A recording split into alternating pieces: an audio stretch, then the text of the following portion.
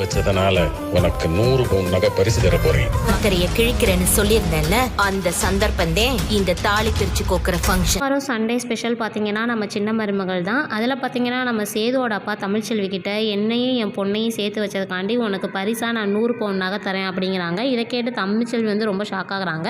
அடுத்து போஸோட அம்மா சேதுவோட அப்பாட்ட சொல்கிறாங்க, வீட்டில் 1க்கு 2 கல்யாணம் நடந்திருக்கு, இன்னும் தாலி பிரிச்சு கோக்கல, தாலி பிரிச்சு கோக்குற ஃபங்க்ஷன் வச்சுக்கலாம் அப்படிங்கிறாங்க. போஸ் கிட்ட அவங்க அம்மா சொல்கிறாங்க, தமிழோட முகத்திரையே கிழிக்கிறேன்னு சொல்லியிருந்தேன்ல, அதுக்காண்ட சந்தர்ப்பம் தான் இந்த தாலி பிரிச்சு கோக்குற ஃபங்க்ஷன் அப்படின்னு நம்ம தமிழை வந்து பழி வாங்குறதுக்கு போஸோட அம்மா ரொம்ப துடிச்சிக்கிட்டு இருக்காங்க.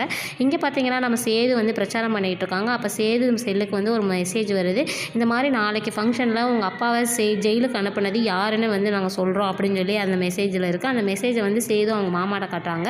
போஸோட அம்மாவும் அவங்க அக்காவும் சேர்ந்து போலீஸை போய் பார்க்குறாங்க. நாளைக்கு ஃபங்க்ஷனுக்கு கண்டிப்பாக நீங்கள் வந்துடணும் அப்படின்னு சொல்லி அவங்களையும் கூப்பிட்றாங்க. தமிழ்ச்செல்வி போஸ் அம்மா விரித்த வலையில் சிக்கிறாங்களா இல்லையான்னு வரப்போகிற எபிசோடுகளை நம்ம ஃபுல்லாக பார்த்து தெரிஞ்சுக்கலாம்.